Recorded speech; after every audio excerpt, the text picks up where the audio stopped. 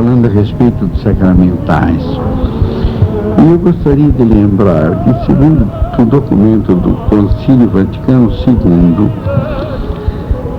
sobre a liturgia, os sacramentais têm realmente a aparência de um sacramento, mas não foram instituídos por Jesus Cristo.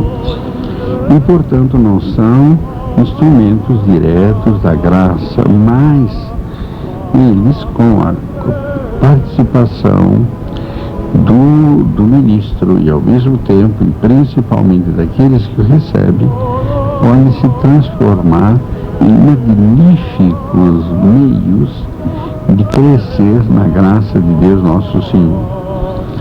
São cerimônias assim bastante parecidas com os sacramentos. Só apenas não são os sacramentos porque não foram instituídos por Nosso Senhor. Quais seriam esses sacramentais? Por exemplo, a imposição das mãos, o sinal da cruz, a aspersão da água benta. Vocês podem encontrar isso lá na página 392 do Catecismo da Igreja Católica, o número 1667 em diante.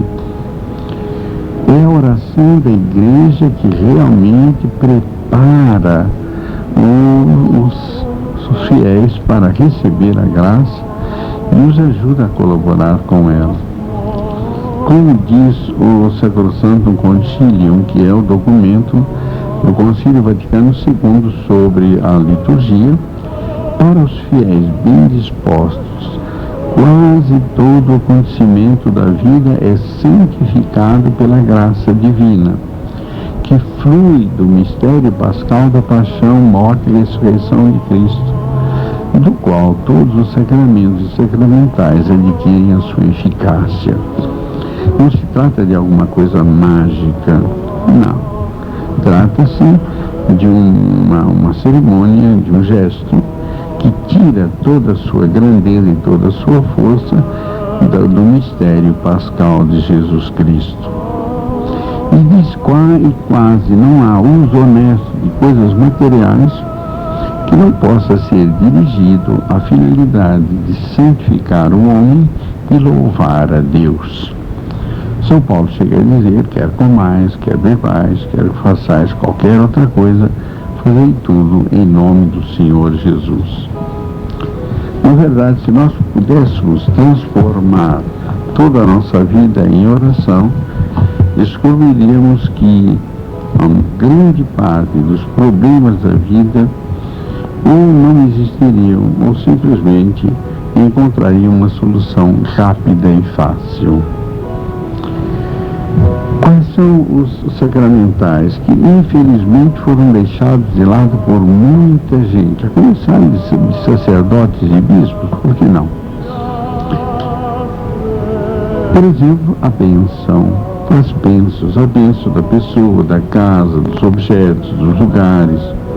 Toda bênção é um louvor a Deus e é um pedido para obter os seus dons. E por isso, como diz São Paulo na carta aos Efésios, os cristãos são abençoados por Deus, o Pai, de toda sorte de bênçãos espirituais. E a Igreja dá sempre esta bênção invocando o nome de Jesus. E sempre traçando o sinal sagrado da cruz de Cristo. É uma pena, mas isso desapareceu não só da vida comum, por exemplo, os filhos beijarem a mão dos pais, mas também, por que não, até na vida religiosa, por exemplo, uma mão consagrada do sacerdote, ou então a mão do bispo. São formas de atrair de Deus as bênçãos para a nossa vida. Há bênçãos que consagram pessoas ou então coisas e lugares. Por exemplo, uma bênção que se dá a um altar, ou uma bênção que se dá a uma capela, ou então a bênção que se dá a uma pessoa. É uma consagração da pessoa ao serviço de Deus. Por exemplo, nos votos religiosos, na consagração das virgens, há sempre esta bênção que consagra, como a bênção que consagra o altar como uma coisa sagrada e definitivamente. Nós temos assim, desta forma, uma bênção, como eu disse, que consagra. Mas, do outro lado, também, outro tipo de sacramental que foi deixado de lado um pouco pela exploração possível, mas também um pouco pela diminuição da fé. Na verdade, quando nós deixamos de lado a crença na graça e, portanto, no pecado, que afinal nos priva da graça, é fácil passar daí, por exemplo, para a negação do demônio. E depois é mais fácil ainda caminhar para a negação dos anjos. Ora, nós sabemos perfeitamente que os anjos foram criados por Deus. Aqueles que se rebelaram e perderam a graça e depois acabaram então se entregando a esta obra devastadora de comprometer a obra de Nosso Senhor, destruindo a imagem de Deus no homem. Se nós negamos a presença do demônio, que é tão clara nos livros sagrados, então já não conseguimos nem perceber o sentido do exorcismo.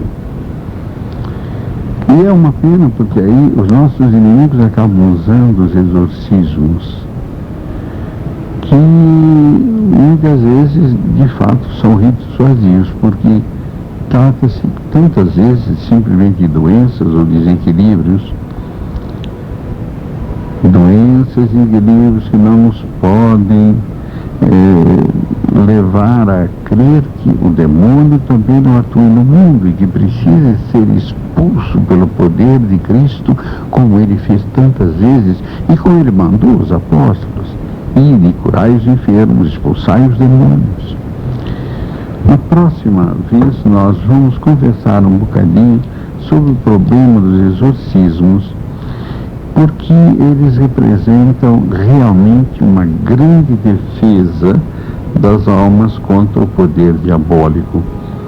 Cada um poderia fazer o seu exorcismo, por exemplo, recitando a oração de São Miguel Arcanjo.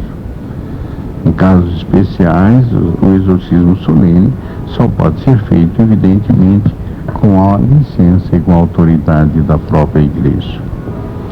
Vamos pedir a Nosso Senhor que nos livre do mal.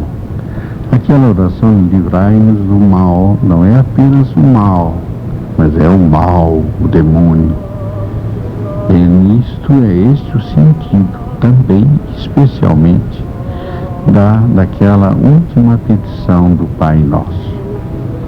A bênção de Deus Todo-Poderoso, Pai, Filho e Espírito Santo, desça sobre vós e permaneça para sempre, e afaste de vós o poder maligno.